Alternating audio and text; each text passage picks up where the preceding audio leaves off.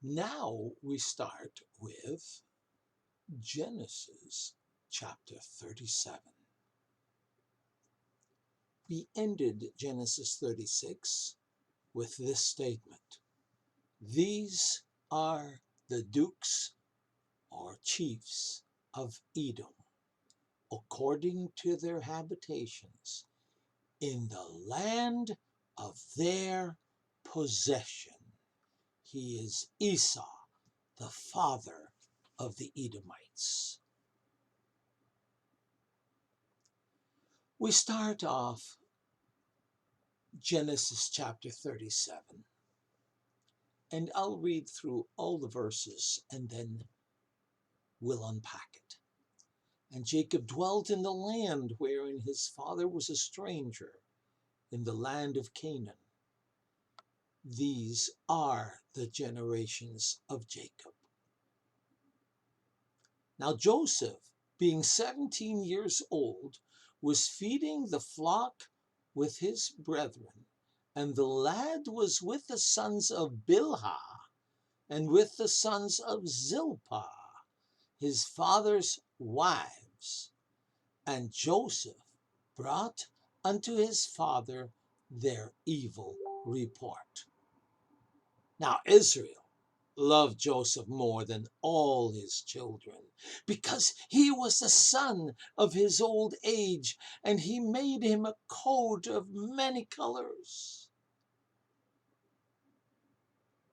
But when his brothers saw that their father loved him more than all his brethren, they hated him and could not speak peaceably to him. Wow, we start off a story with a lot of craziness. The beginning of Genesis 37 marks the ending of Jacob's long record, which started back in Genesis 25, verse 19, where it says, These are the generations of. These are called Toledoths, and this is the last time we will hear that heard in the book of Genesis. Actually, it's the second last time we hear it in the Bible. The last time is in Exodus chapter 1, verse 1. But it should be remembered that early scriptures had no verse markings, and so verse 1 should read, And Jacob dwelled in the land of his father's sojournings, in the land of Canaan. These are the generations of Jacob, period. Actually, it should have been attached to chapter 36, shouldn't it? You see, it contrasts Esau and his offspring, expressed in chapter 36. They dwelt in the land of their possession. So it contrasts Jacob with the land that is not in their possession. Jacob and his seeds dwelt as strangers and sojourners, just traveling around here and there. And so these words should actually have been introduced and read in connection with chapter 36. It says Esau, the possession of the land. But Jacob dwelt. Right? See? Jacob dwelt in the land of his father's sojournings. In other words, who got the better deal, Esau or Jacob? On the surface, it looked like Esau got the better deal, doesn't it? But no, God promised Abraham, Isaac, and Jacob that land for future generations. So the narrative really in this chapter starts with Joseph. It starts off like this. Joseph, being 17 years old, was feeding the flock with his brethren. Being still a lad, even with the sons of Bilhah and with the sons of Zilpah. May I remind you, Bilhah and Zilpah were not just his father's wives. They were the concubines of his father. They were the maidservants of Leah and Rachel. Isn't that true? So, Joseph, what his problem was, he noticed something that wasn't right. So Joseph brought evil reports of them back to his father. Now in Hebrew, the wording was Joseph, being 17 years old, was a shepherd over the flock. Not just feeding the flock, he was a shepherd over the flock. That is how the Hebrew scriptures word it. Now for a 17-year-old to be in charge was not that common. A post of chief shepherd, well, might be assigned him either from being a son of Rachel or from his own superior qualities of character. And if invested with this office, he acted not as a telltale, or, nobody loves a snitch, do they? But rather a faithful servant who had to report the very questionable conduct of his brothers. Tough call, isn't it? Conjecture has been made by many Bible commentaries to find out what this evil report might have been. But you know what? We're never told in the Bible. All we know is it must have been pretty bad.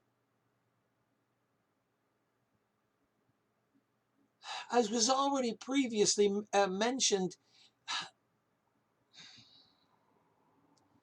not being able to bear with their evil deeds and yet not having authority to reprove, correct, and check them, he had to report to his father. All the use we can make of all this information is that was one reason to hate him. Nobody likes a snitch. Now, as was seen with Isaac, I'm getting somewhere with this. It really is a mistake for parents to show favoritism.